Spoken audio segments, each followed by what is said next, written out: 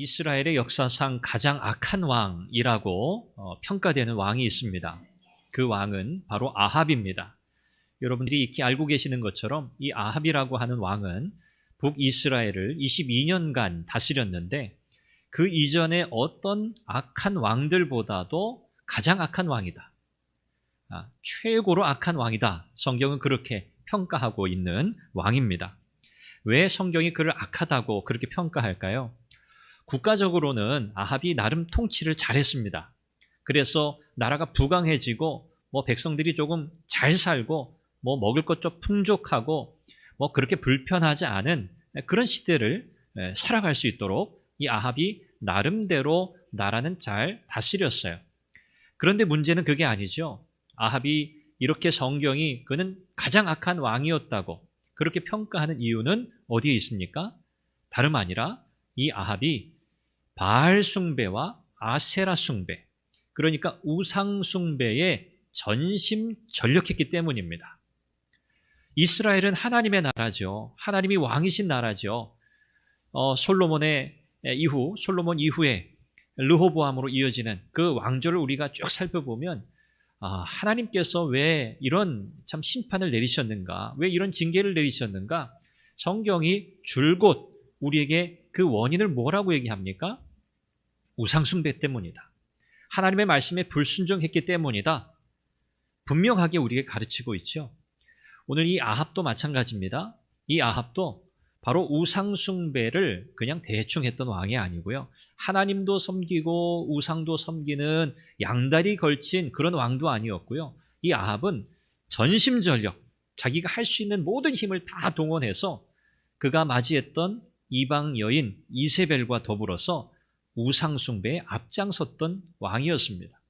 그래서 성경은 그를 최고로 악한 왕이라고 그렇게 평가하고 있습니다.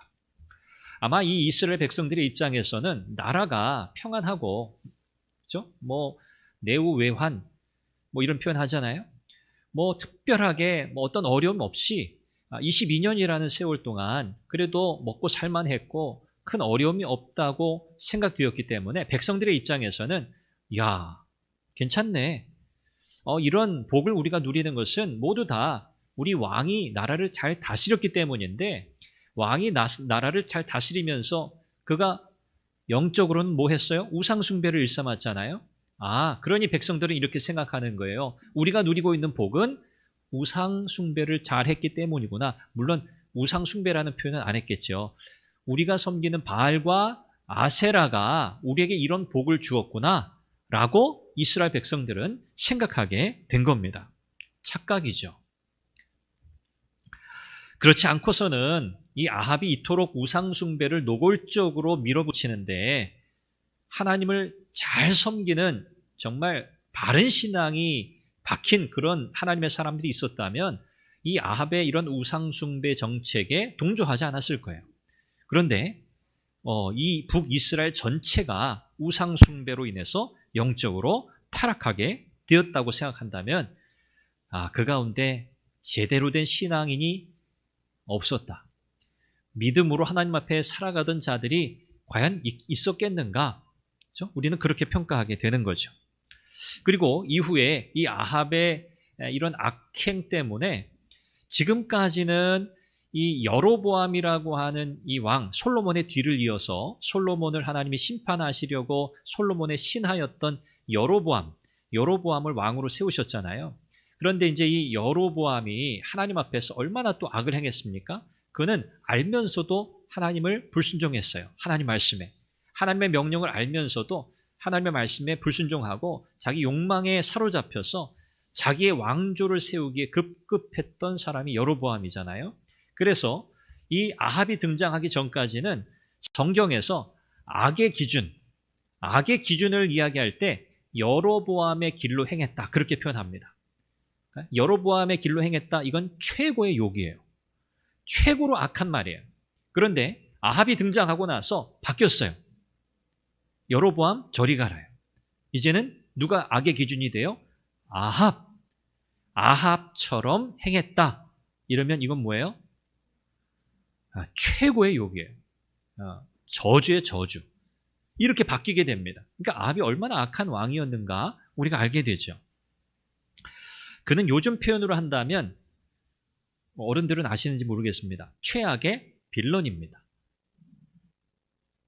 예, 큰 동요가 없는 것을 보니까 빌런이라는 말을 아마 잘 모르시는 분도 계실 것 같은데요. 뭐 악당 이런 뜻이에요. 악당.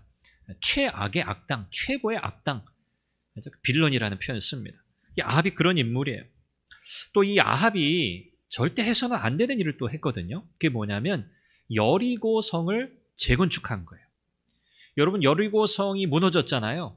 하나님의 놀라운 전능하신 능력으로 뭐 이스라엘 백성들이 뭐 한 게 있어요. 그냥 고함이나 쳤잖아요. 자, 그런데 이 여리고 성을 무너뜨린 후에 이 성을 어떻게 내버려뒀죠? 여호수아가 뭐라고 얘기했죠? 이 여리고 성은 절대 그 누구라도 다시 건축해서는 안 된다. 이 성을 다시 재건축해서는 안 된다. 막았어요. 절대 안 된다고. 만약에 누구든지 이 여리고를 재건축하려고 하는 자가 있으면 그의 가정에는 저주가 임할 것이다. 여호수아 6장에서 여호수아가 이렇게 선포한 바가 있어요. 그래서 지금 이 아합 때까지 이 여리고 성은 그냥 무너진 채로 있었어요. 이 여리고 성이 위치해 있던 곳이 북쪽 국경지대거든요. 여리고 성이 위치해 있던 곳이. 그러니까 국경지대이다 보니까 이 아합의 생각에는 이거 그냥 무너진 채로 그냥 두기보다는 이걸 좀 강하게 다시 재건해서 국경지대다 보니까 다른 나라들과의 관계 속에서 좀 국방력을 좀 강화해야겠다. 나의 왕권, 통치권을 좀 강화해야겠다라고 생각했던 것 같아요. 그래서 이 여리고 성을 재건축하게 합니다. 그런데 어떤 일이 벌어지죠? 이 재건축을 담당했던 히엘이라고 하는 사람, 이 사람의 두 아들이 죽습니다. 기초를 놓을 때, 문을 달 때. 이 여호수아가 선언했던 그 저주의 그 선언이 그대로 이루어지는 것을 보게 되죠. 뭐 그럼에도 불구하고 아합은요 아랑곳하지 않습니다. 아합의 가장 큰 문제는 뭐냐면요, 그가 하나님께서 지금 이 모든 역사 속에 개입하고 계신다는 것을 모르는 게 가장 큰 문제였어요. 영적으로 이것은 글쎄요, 처음부터 아합이 영적으로 밝은 적이 있었는지 모르겠습니다. 아마 그런 적이 없었을 것 같아요. 아합은 아마 처음부터 영적으로 대단히 어두운 자였어요. 그래서 하나님, 그분 안중에도 없습니다. 영적인 존재인 건 분명해요. 왜? 우상숭배를 그렇게 힘을 다했으니까. 그런데 참 하나님, 참 신이신 하나님은 그가 알지 못했어요. 그가 경외하지 않았어요. 하나님이 이 모든 세상 만물의 주권자가 되셔서 모든 것을 세밀하게 그분이 돌보시고 섭리하시고 그분이 주관하신다는 사실을 이 아합이 깨닫지 못했다는 것, 이것이 아합의 가장 큰 문제였어요. 지도자의 역할이 얼마나 중요합니까? 그렇죠? 지도자. 특별히 한 국가의 지도자, 국가의 리더, 너무나 중요하죠. 나라의 흥망성쇠를 사실은 결정짓는 그런 영향력을 가진 사람이 지도자입니다. 그렇죠? 국가의 대통령이죠. 우리나라뿐만 아니고요. 전 세계적으로 그렇습니다.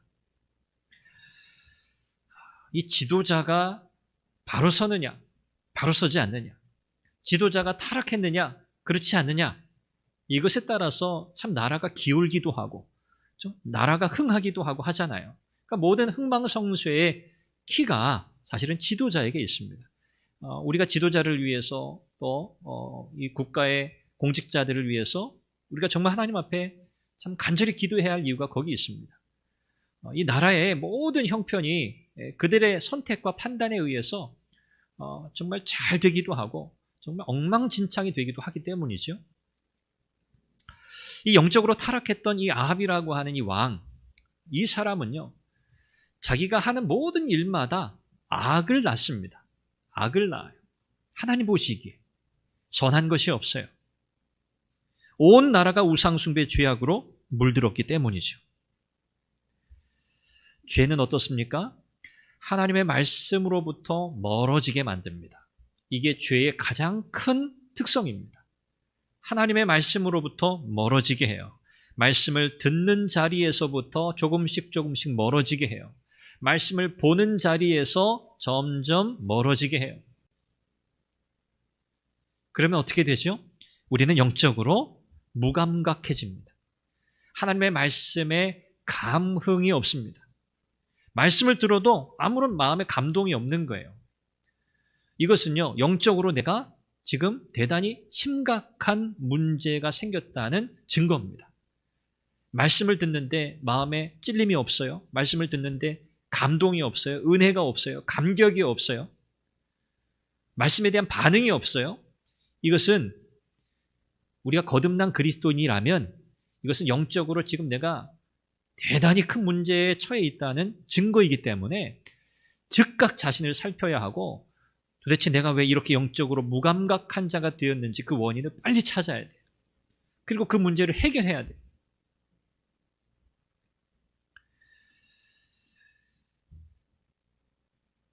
오늘 이 시대를 우리는 영적으로 어두움의 시대라고 말해도 과언이 아닐 겁니다. 너무너무 혼란합니다.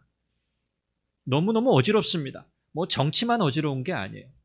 영적으로도요, 대단히 어지럽습니다. 대단히 어둡습니다. 여러분들은 이 시대를 어떻게 보고 계시나요? 꼭 우리 시대만이 아닙니다.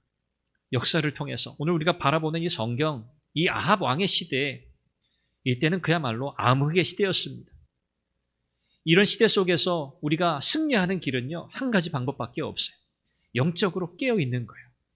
영적으로 깨어 있어야 돼요. 우리의 영적인 분별력이 살아 있어야 돼요.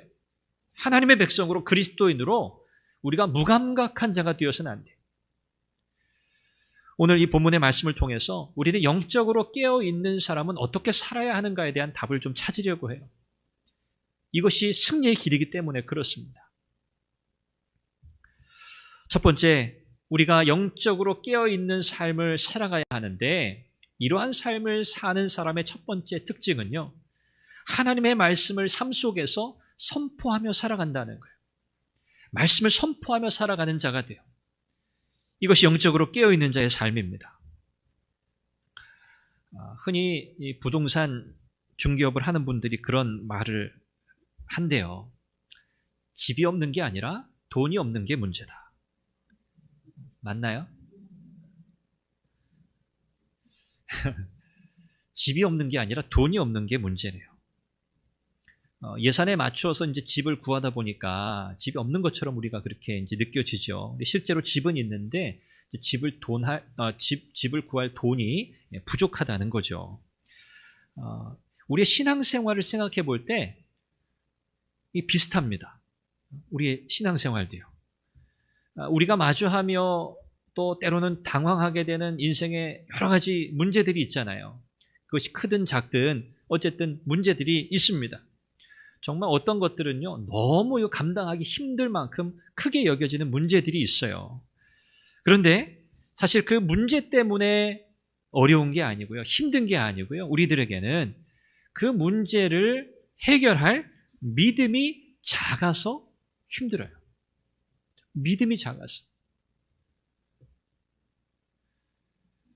오늘 우리에게 가장 중요한 게 뭡니까? 성도에게 가장 중요한 게 뭡니까? 믿음입니다. 믿음이에요. 하나님이 어떤 분이신가에 대한 믿음이 모든 것을 좌우합니다. 모든 것을 좌우해요. 우리가 하나님 믿죠. 여러분 이 자리에 계신 분들은 다 하나님 믿는 분들이세요. 그런데 그 믿음에도요, 사이즈가 있어요. 크기가 있어요. 분량이 있어요. 근데 믿음대로 될지어다. 이게 믿음의 분량이에요. 안 될 거야. 이건 상식적으로 안 되지. 이건 이성적으로, 합리적으로, 논리적으로 이건 안 되지. 아니야. 나는 아무리 생각해도 이거는 이치에 맞지 않는데 하나님은 하실 거야. 하나님은 하실 수 있어. 하나님이 뜻이면 못할 게 없어. 이 믿음이죠. 오늘 저와 여러분들에게 필요한 것이 바로 이 믿음입니다. 아합이 통치하던 시대, 영적으로 어두운 시대, 눈을 씻고 찾아봐도 정말 믿음에 바로 서 있는 자가 있을까? 바른 신앙을 가지고 하나님을 제대로 섬기고 있는 자가 있나? 눈을 씻고 찾아봐도 사실 없어 보여요. 아합 때문에 온 나라가 우상 숭배에 다 빠졌거든요. 깊이 빠졌어요. 자, 그런데 소망을 발견합니다. 있을까 싶었는데 있었어요. 그게 누구죠? 바로 엘리야입니다. 엘리야.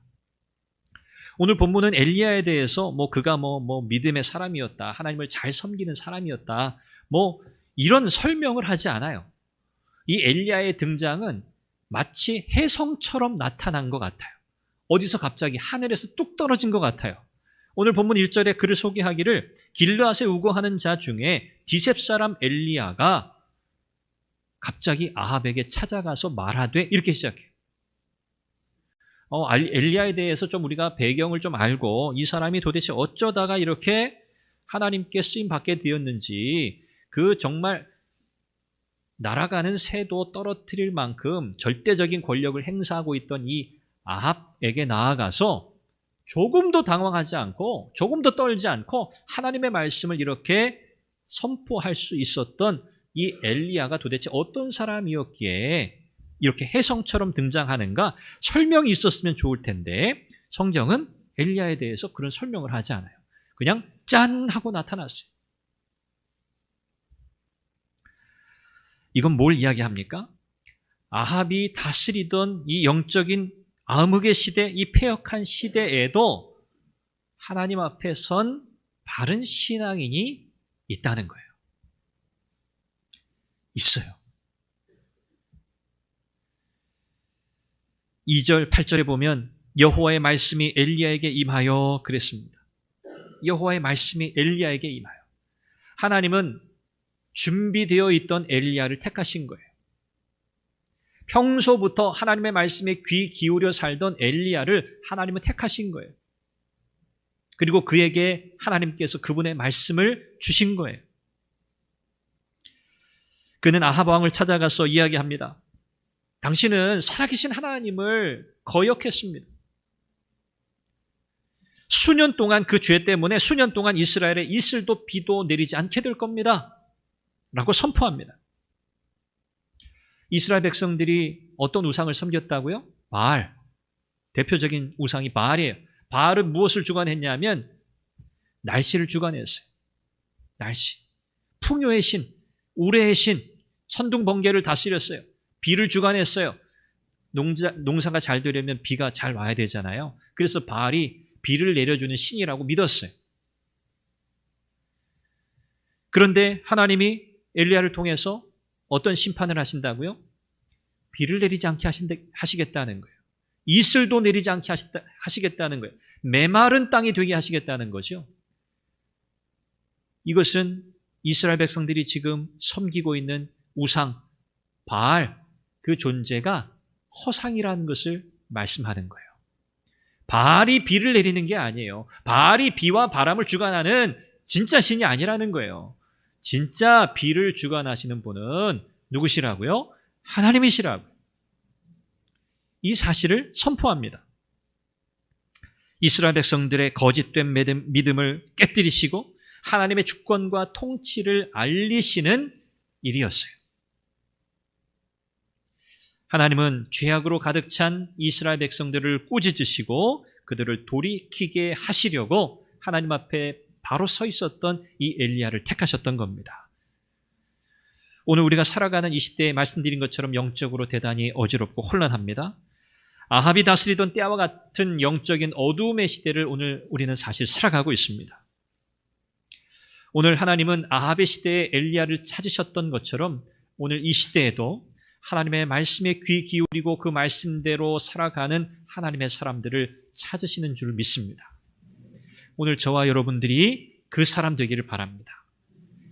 이 나라의 소망, 이 땅의 소망, 여러분들입니다. 교회입니다. 누구에게서 우리가 소망을 발견하겠어요? 불신자들에게서요? 세상 사람들에게서요? 아니요. 그렇지 않아요. 하나님은 저와 여러분들에게 그 소망을 두셨어요. 우리를 통해서 하나님이 하나님의 일을 이루시겠다고 부르셨어요. 이 세상을 새롭게 하시는 분 하나님이시잖아요. 그분이 우리를 사용하신다는 거예요. 어떤 사람을요? 하나님 앞에서 바르게 서 있는 하나님의 사람, 하나님의 절대적인 능력을 믿고 하나님의 주권을 믿고 하나님께 온전한 믿음을 내어드리는 하나님의 사람들을 통해서 하나님이 일하시겠다는 거예요. 그리고 그 사람을 하나님은 지금 찾으신다는 말씀이에요. 오늘 이 땅에 교회가 존재하는 이유, 저와 여러분들이 존재하는 이유가 바로 그겁니다. 우리를 통해서 하나님이 온 세상의 통치자이시다, 하나님이 온 땅의 주권자이시다 라고 하는 이 사실을 선포하기 위함입니다. 오늘 저와 여러분들이 세상에 선포해야 할 것은 바로 이 메시지예요. 하나님이 어떤 분이신가? 하나님은 그런 엘리야를 아합의 위협 속에서 안전하게 보호하셨습니다. 오늘 우리는 어떻게 이 세상을 향해서 하나님의 말씀을 선포하는 메신저가 될 것인가? 어떻게 해야 세상은 우리의 이 외침을 들을 것인가? 대단히 중요한 질문입니다. 세상이 오늘 우리의 메시지에 귀를 기울이는 접점은요, 우리가 그냥 나가서 소리친다고 듣는 게 아닙니다. 엘리야는 어떤 사람이었다고요? 하나님 앞에서 믿음으로 그분의 말씀을 따라 살아가던 신실한 하나님의 사람이었어요. 그가 대충 살고 있는데, 자기 멋대로 살고 있는데 하나님이 엘리야를 콕 집어서 너 가서 이 일 해 하신 게 아니에요. 오늘 우리의 신실함과 오늘 우리의 거룩함과 하나님 앞에서의 우리의 이 바른 믿음, 우리가 이 믿음을 가지고 우리가 살아가야 세상이 비로소 우리가 외치는 소리를 듣는 겁니다. 듣는 거예요. 저와 여러분들의 삶을 통해서 악하고 패역한 세상을 향해 하나님께서 하나님 되신다고 하는 이 메시지가 선포되기를 바라고요.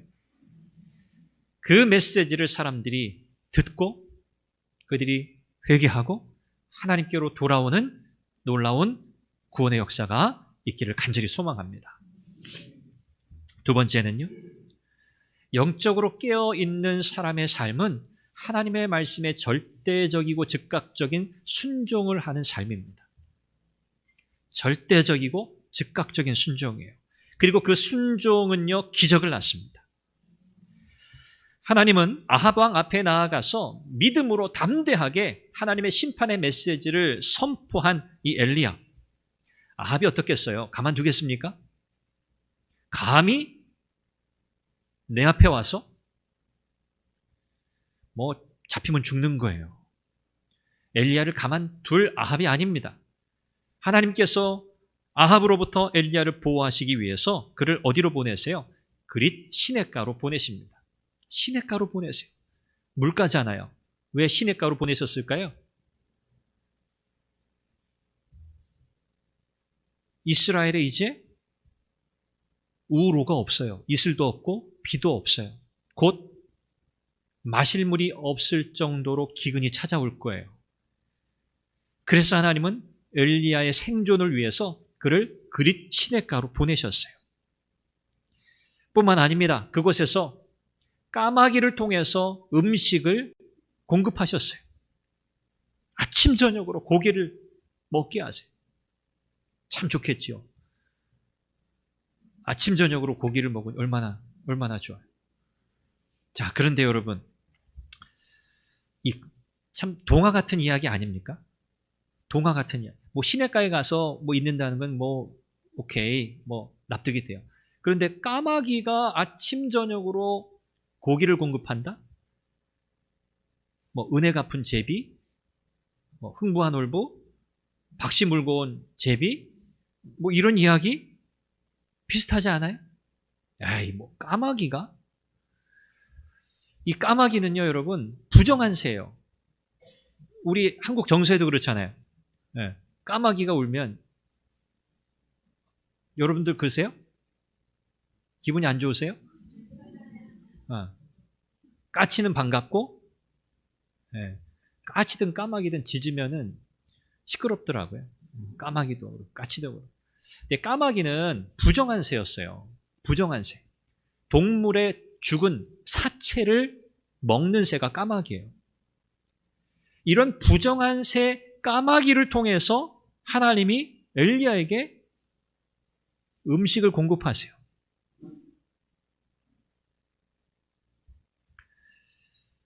여기서 우리는 뭘 깨닫게 돼요? 하나님은 상식, 내가 알고 있는 생각, 내 상식? 이거랑은 하나님이 상관없이 일하시는 분이구나. 하나님은 이것을 초월하시는 분이구나. 까마귀, 부정한 새가 가져다주는 음식? 먹을 수 없는 거예요. 그거 음식조차 부정하니까. 그런데 하나님은 어떤 분이신 거예요? 부정하다고 내가 생각해서 거절하고 거부하는 그 새를 통해서 내 생명을 살리시는 그 일을 하시는 분이 하나님이시라는 거예요. 까마귀를 통해서도 나를 살리시는 하나님. 여러분 믿으시기 바랍니다. 하나님 이거 아닌 것 같은데요? 하나님 제 생각, 제 경험으로는 이거 아니죠. 이 방법이 아니죠. 하나님 이건 아니에요. 하나님은 그런데 그 방법을 통해서도 우리를 도우신다는 거예요. 하나님은 까마귀를 통해서도 우리를 살리실 수 있다고 믿으면 기적을 체험합니다. 이게 성경의 증언이에요. 만들어낸 이야기가 아니에요. 성경의 증언이에요. 엘리야가 그 증인이에요. 하나님은 엘리야에게 그리 시냇가에 숨어서 물을 마시게 하시고 까마귀를 통해서 음식을 공급하시겠다고 말씀하셨는데 이랬을 때 엘리야의 반응이 어떨까요? 엘리야의 반응 궁금하잖아요. 5절에 뭐라 그래요? 그가 여호와의 말씀과 같이 하여. 끝. 그가 여호와의 말씀과 같이 하여. 하나님 아니요, 잠깐만요. 제가 잠깐 생각해 볼게요. 하나님 이건 아닌 것 같아요. 아니요, 그런 게 없어요. 그리 시냇가로 가. 거기서 까마귀를 통해서 내가 너에게 음식을 공급할 거야. 하나님 시냇가까지는 좋은데 까마귀는 아닌 거 아니에요? 아니요, 그러지 않았어요. 그는 그냥 순종했어요. 쉽게 이해할 수 없는 명령이에요. 정서상 받아들이기 어려운 명령이에요. 그런데 엘리야는 그 말씀과 같이 하여. 하나님의 말씀 그대로 그냥 간 거예요. 여러분, 이게 순종을 우리에게 가르치잖아요. 순종은요, 생각이 복잡하면 된다, 안 된다? 안 돼요. 순종은 생각이 복잡하면 하기 힘들어요. 자, 까마귀 딱 하나님 말씀하셨을 때 머릿속에 왜 까마귀지? 까치는 안 되나? 비둘기는 안 될까? 생각이 복잡해지는 거예요. 하나님 말씀하셨잖아요. 까마귀를 통해서 할 거야. 그러면 우리는 어떻게 해야 돼요? 예, 하나님. 까마귀요? 네, 알겠습니다. 거기에서 갑자기 머릿속에 이게 왜 까마귀인가? 하필이면 왜 까치는 안 되나? 왜 비둘기면 안 되나? 참새면 안 되나? 생각이 복잡해지는 순간 순종의 타이밍이 늦어지는 거예요. 순종은요, 내 생각이 설득된 다음에 나오는 반응이 아닙니다. 하나님 말씀에 대한 순종은요, 내가 충분히 생각하고 마음에 설득이 되고 그렇지, 동의가 돼서 그 다음에 할 수 있는 게 아니에요. 하나님이 요구하시는 순종의 성격이 그와 같지 않다는 거예요. 이 말도 안 되는 것 같은데? 상식에 틀린데? 정서상, 문화적으로 이거 안 맞는데? 그런데 하나님은 하신다는 거예요, 그렇게. 그럼 어떻게 해야 돼요? 순종하는 것뿐이죠. 하나님 왜 이렇게 하세요? 물을 이유가 없어요.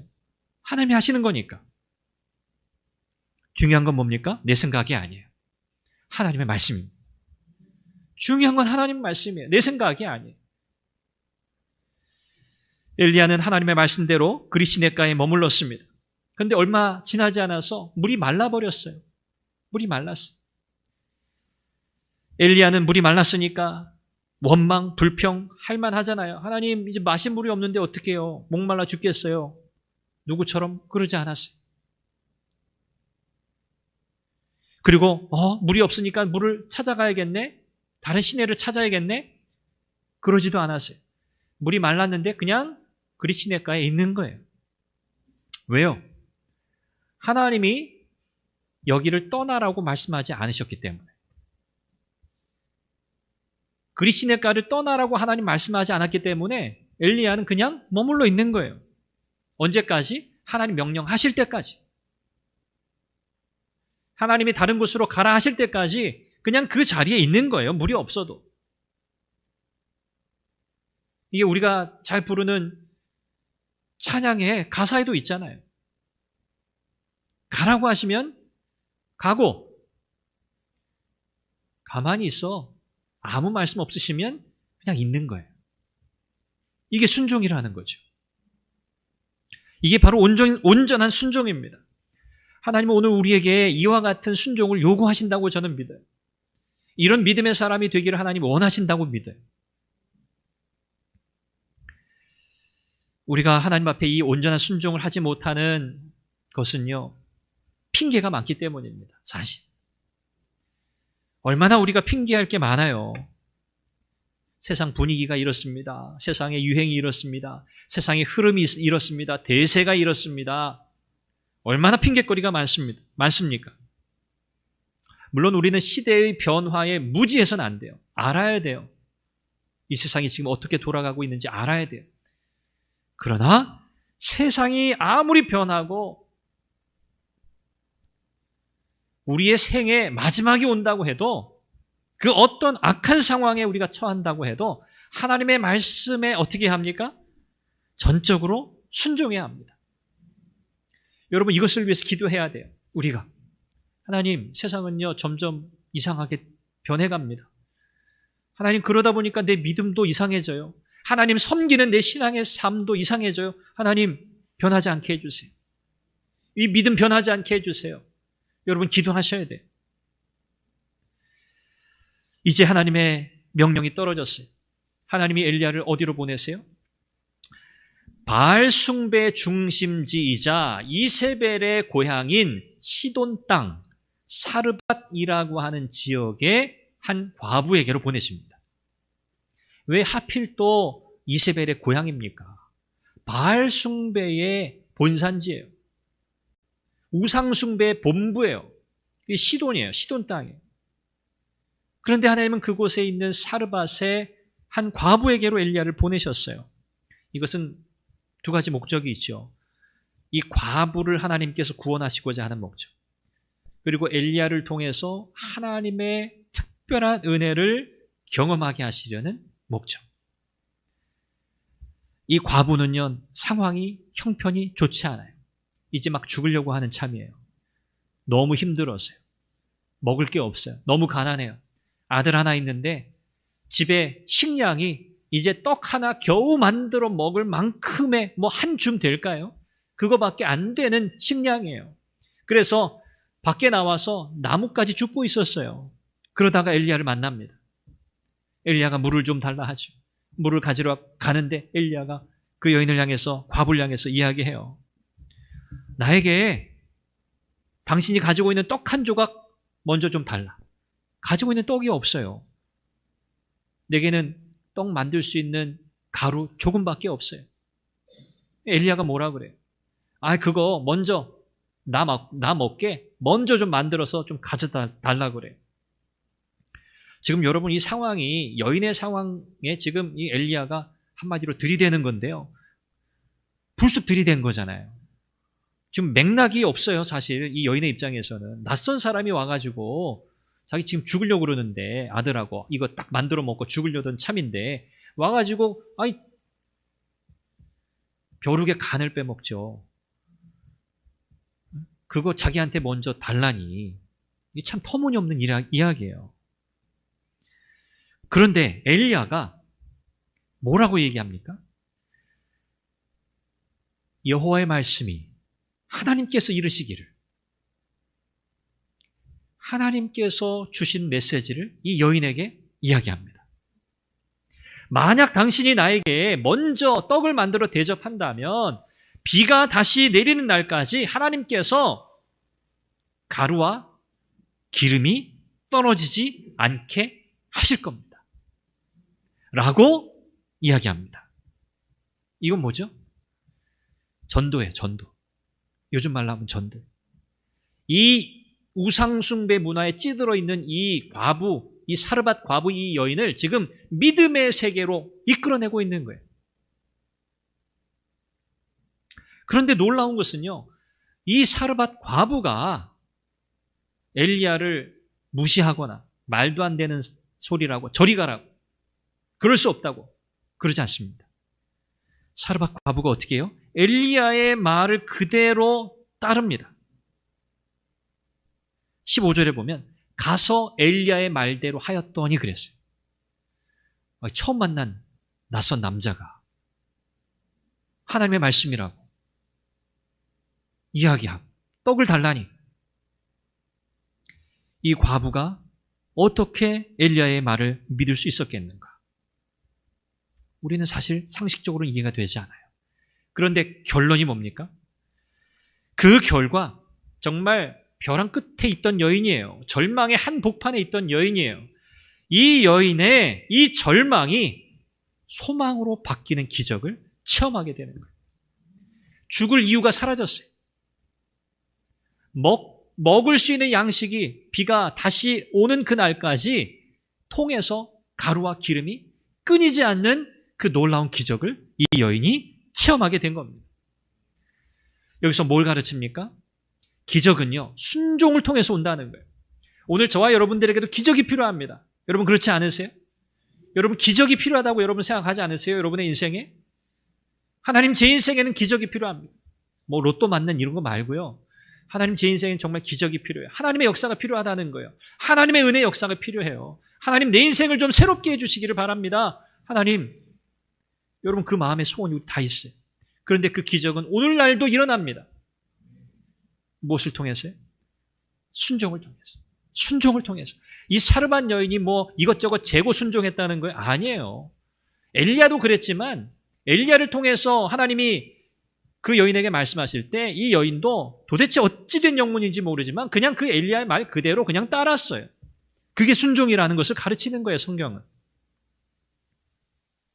말씀을 맺습니다. 기적은 순종을 통해서 일어납니다. 순종하지 않으면 결코 알 수 없어요. 믿음은 순종으로 나아가게 하는 힘이고요. 순종은 그 믿음을 더욱 단단하게 하는 겁니다. 그렇죠? 선순환이 일어나는 거죠. 여러분 꼭 기억하시길 바랍니다. 하나님의 말씀이 언제나 우리의 모든 상황보다 앞서갑니다. 하나님의 말씀이 가장 앞서가는 거예요. 하나님의 말씀이 내 삶에서 실현되는 것이 영순입니다. 최우선 순위가 아니라 영순위. 다른 것과 바꿀 수 없다는 것.